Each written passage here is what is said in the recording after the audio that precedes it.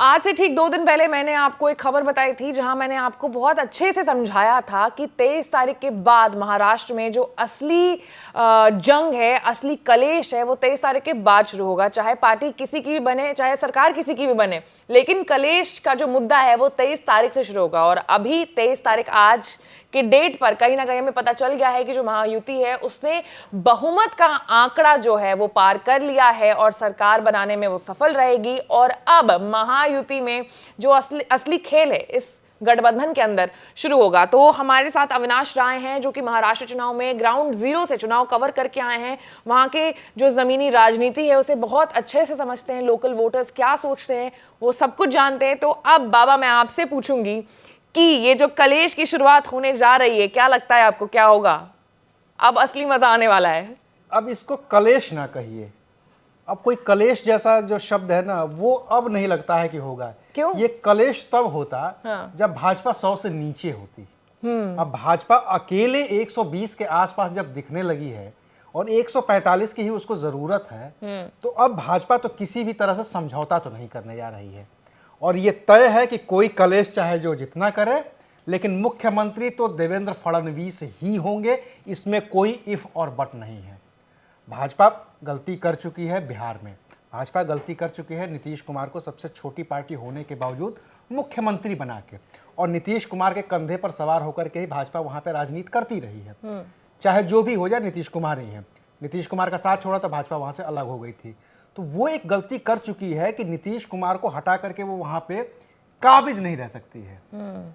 लेकिन महाराष्ट्र में पूरा का पूरा सीन उलट गया है।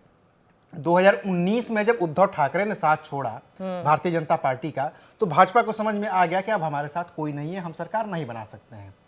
उद्धव ठाकरे की जब पार्टी टूटती है एकनाथ शिंदे के नेतृत्व में, तो मजबूरी थी भारतीय जनता पार्टी की कि हमें जो भी थोड़ा बहुत मिलना है सत्ता में हिस्सेदारी, वो वाया एकनाथ शिंदे ही मिलेगी। और एकनाथ शिंदे मुख्यमंत्री से कम किसी चीज पे राजी नहीं होंगे, क्योंकि अगर उससे कम पे राजी होना होता तो वो तो उद्धव ठाकरे ही उनको दे देते।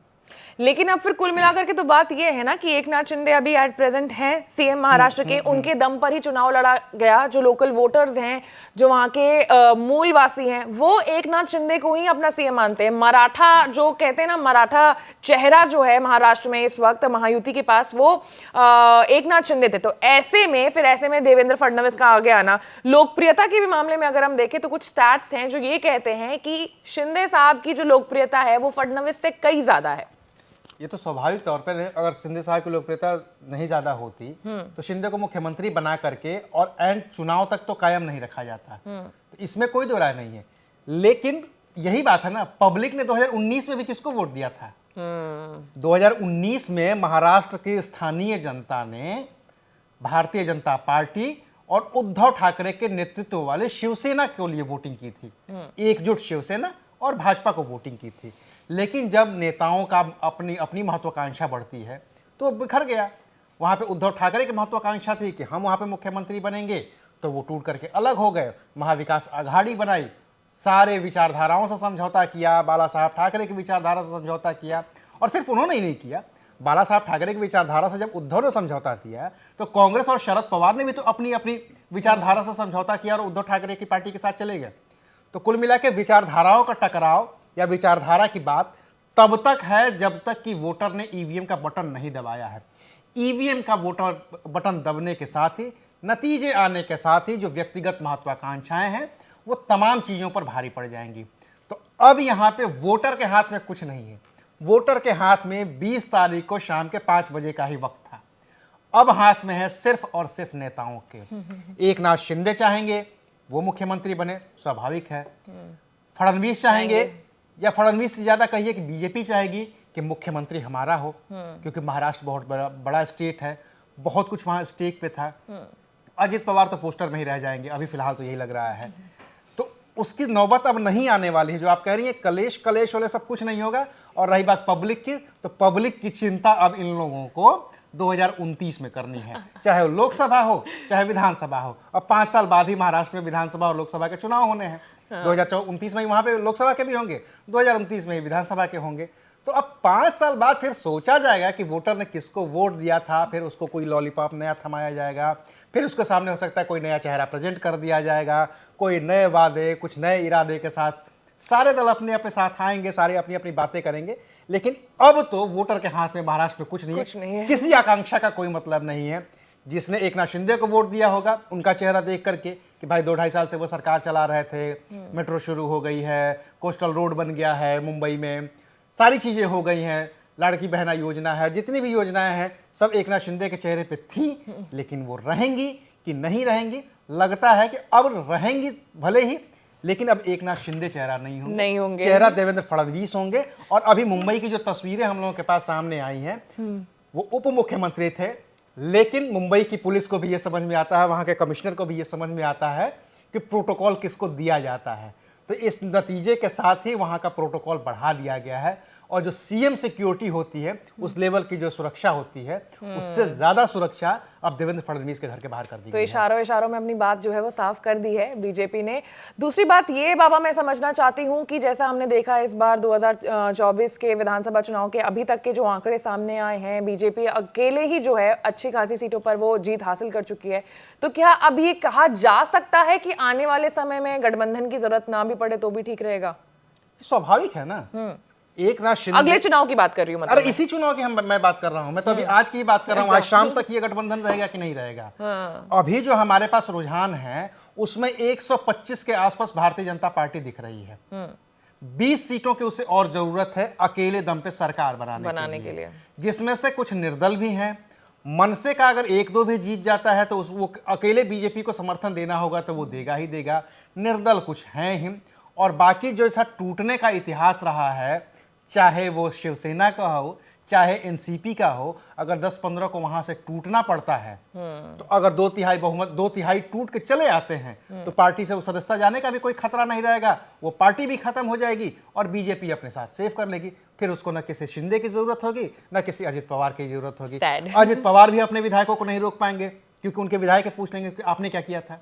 शिंदे के भी विधायक शिंदे को नहीं रोक पाएंगे, वही पूछ लेंगे कि आपने क्या किया था। आप हम लोगों को लेकर के इसलिए आए थे ना कि हम सरकार में रहें। अब आप मुख्यमंत्री नहीं रहे, लेकिन हम सरकार का हिस्सा होंगे। 20 की जरूरत पड़ेगी, वो 20 चले आएंगे, कहीं ना कहीं से आ जाएंगे।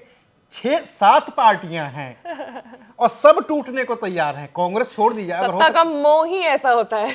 कम से कम दोनों शिवसेना तो टूटने को तैयार है, और कोई टूटे या न टूटे। अब क्या है करियर आगे एकनाथ शिंदे का? नहीं लगता है कि अब कुछ ज्यादा करियर है। हाँ। अब नहीं लगता है। अगर बीजेपी ये 100 से नीचे सिमटी होती तो बीजेपी की मजबूरी होती कि उसे 45 सीटों के लिए ही सही एकनाथ शिंदे के पास जाना पड़ता। 45 सीटों का जुगाड़ आसान नहीं होता है। हाँ। लेकिन अगर उसे 15 सीट 20 सीट ही चाहिए होगी ना, तो वो आसानी से जुगाड़ कर लेगी, और उसके लिए किसी शिंदे की, किसी अजित पवार की, किसी की जरूरत नहीं होगी। किसी भी पार्टी को वो कहेंगे और वो 20 विधायक एक साथ टूट करके पूरी पार्टी के साथ चले जाएंगे, जैसा एकनाथ शिंदे ने किया था। वो भी तो पूरी पार्टी लेकर के ही आए थे, मुख्यमंत्री बन गए थे। ये पूरी पार्टी लेकर के आएंगे, 2 उप मुख्यमंत्री बन जाएंगे, उनमें से क्या दिक्कत है। मुख्यमंत्री देवेंद्र फडणवीस, 2 उप मुख्यमंत्री बाहर के आए हुए, 2-4 कैबिनेट, बीएमसी के लिए अगली बार का कह दिया जाए कि भाई बीएमसी चुनाव आ रहा है, आपकी पार्टी को ये दे देंगे, काम खत्म। कौन अजित पवार, कौन एकनाथ शिंदे, कोई जरूरत नहीं। देवेंद्र फडणवीस को देख करके वो मुझे बात याद आ गई कि अगर शेर 2 कदम पीछे लेता है तो आप ये मत समझो कि वो जा रहा है वापस या फिर हार मान गया। वो और लंबी लीप लेने के लिए वो 2 कदम पीछे कर रहा है। आप याद करिए ना 2022 की वो प्रेस कॉन्फ्रेंस, जिसमें देवेंद्र फडणवीस कह रहे हैं कि एकनाथ शिंदे हमारे मुख्यमंत्री होंगे।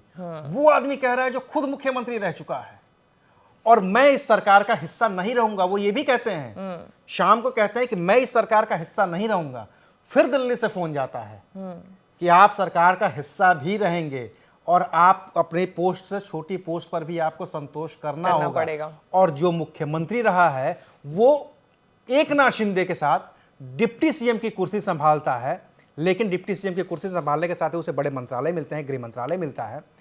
तो इस तरीके से उनको मैनेज किया जाता है। लेकिन देवेंद्र फडणवीस को पता है कि कमबैक मेरा कब होगा। हाँ, तो बहुत 23 पेशेंटली भी नवंबर उन्होंने खेला 2024 है। जो है वो देवेंद्र फडणवीस का दिन है। उन्होंने कमबैक किया है, और आप शाम का इंतजार करिए। अभी हम ये दोपहर की बात कर रहे हैं, मुश्किल से 10-12 राउंड की गिनती हुई है। शाम का इंतजार करिए, देवेंद्र फडणवीस ही किंग होंगे और कोई किंग मेकर और मेकर कुछ नहीं होने वाला है। बिल्कुल, इस बार चुनाव में बीजेपी ने साबित कर दिया है कि उसे किसी की भी जरूरत नहीं है। और महाराष्ट्र, क्योंकि हमेशा शुरुआत से महाराष्ट्र की जो राजनीति रही है वो बहुत ही ज्यादा अप डाउन, मतलब कुछ कहा नहीं जा सकता है, वैसी राजनीति हुई है। लेकिन इस बार बीजेपी के परफॉर्मेंस से ये चीज साबित हो गया है कि बीजेपी को किसी की जरूरत नहीं है। जैसा कि आपने कहा कि कोई पवार, कोई शिंदे अब नहीं, अब सिर्फ चलेगा तो फडणवीस ही चलेगा। अब महाराष्ट्र चुनाव, झारखंड चुनाव में क्या कुछ अपडेट आ रहा है, उन सारे अपडेट से आपको अपडेटेड रहने के लिए हमारे चैनल को लाइक, सब्सक्राइब और शेयर करना होगा। मैं थी आपके साथ आश्री सिंह आनंद।